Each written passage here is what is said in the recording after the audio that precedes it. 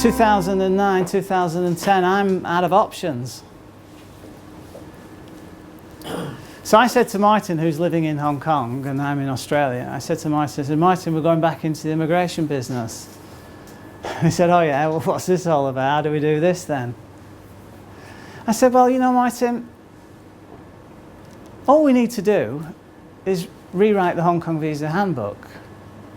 I can do that, it's not a big deal for me. But the Hong Kong Visa Handbook that I originally wrote in 1996, it just remained sort of a text thing. Because that was all that bandwidth and processing power and all the rest of that good stuff was available to you. So it was very, you know, wasn't particularly feature rich. So I said to Martyn, I said, you know, everything that we need now to deliver feature rich content's available, and it's dirt cheap really. You know, it's $5 a month for this, or $10 a month for that. I said, you know, let's assemble a business like we did around, you know, the Hong Kong Visa Handbook in 1996. We just do it better this time, and we use all the capabilities of the modern internet. I said, you know, I'm in Australia, I can't be in Hong Kong delivering the consultations, but I can do all the work remotely. I can organise the on-the-ground arrangements for running things around in Hong Kong, so why not? Okay, how are we going to do it? So we came up with this idea of having two websites, one called the Hong Kong Visa Handbook and the other called the Hong Kong Visa Centre. And the Hong Kong Visa Handbook is a completely ad-free, no pressure to buy experience that just gives you all the content that you need to solve your problem, like the Wikipedia of Hong Kong immigration.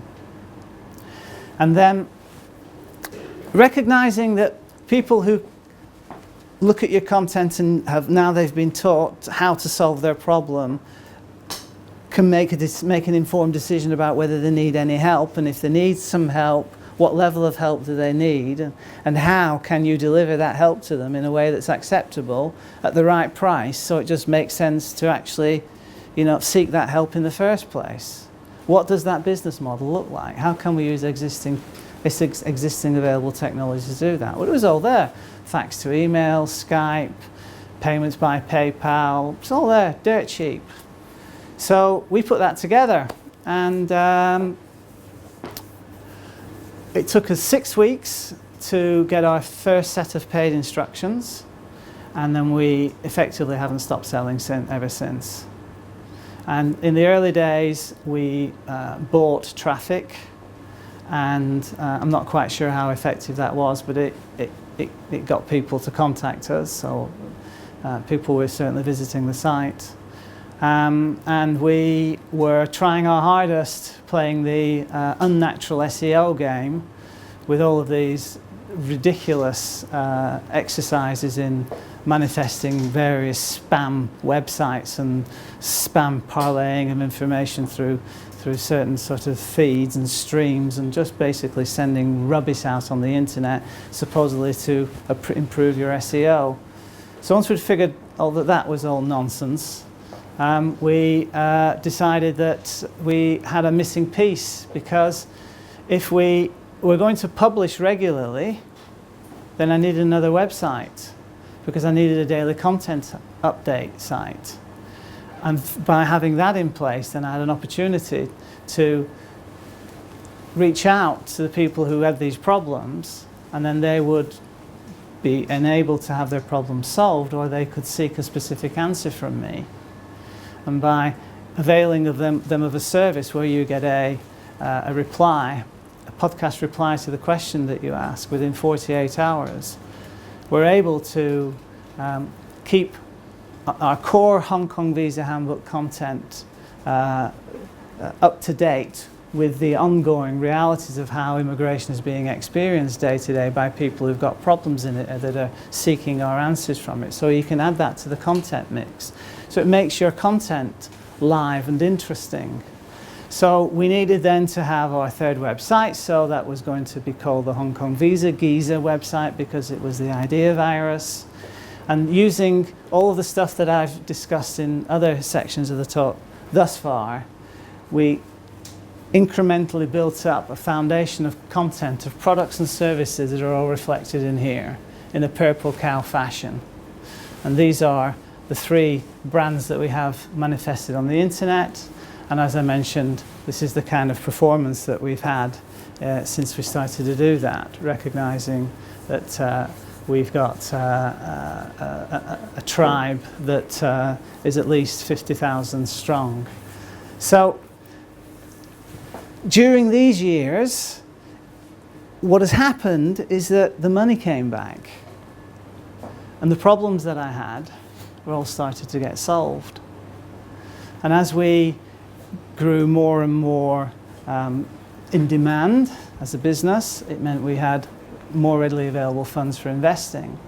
So we then invested in the Video Cha-Cha business, which is the content production business. And in order to sort of maintain the fusion of the content production business and the immigration business, I realized that I needed to have another kind of irresistible offer, a kind of a really generous proposition that I could give to people, where essentially I could promulgate my own Visa Geeza idea virus, but do it in a way that is so ultimately so altruistic and genuine and generous that it really doesn't matter the fact that you've used it to promulgate, you know, your own interests in that fashion. So I've come up with this program called the Visa Geeza Interviews, and we're interviewing 250 entrepreneurs over the next 5 years, and we're going to create a record of modern social history as to what the entrepreneurial community is actually up to in this town during this really interesting time. You see, my proposition is that everything that I've achieved so far, it's available to be achieved in every other niche by anybody at any point in time. And for me, it's just a question of when are people going to realise that all you have to do is this stuff, and it's there for you. This is a surefire win. And it's interesting for me because it's obvious to me what you need to do, but people haven't cottoned onto it yet. And watching people's response to how we've achieved this makes it worthy of committing to record now, because I want to be able, at the end of these 250 interviews, to be able to look back at that and say, well, really, given now what's self-evident to everybody, how evident was it to the people that were in business in Hong Kong in that time, to them. So this has, you know, really forged now our opportunity to continually give back to our community. And in exchange, whenever there's an opportunity for service need, we anticipate that the vast majority of people we've got relationships with will instruct us.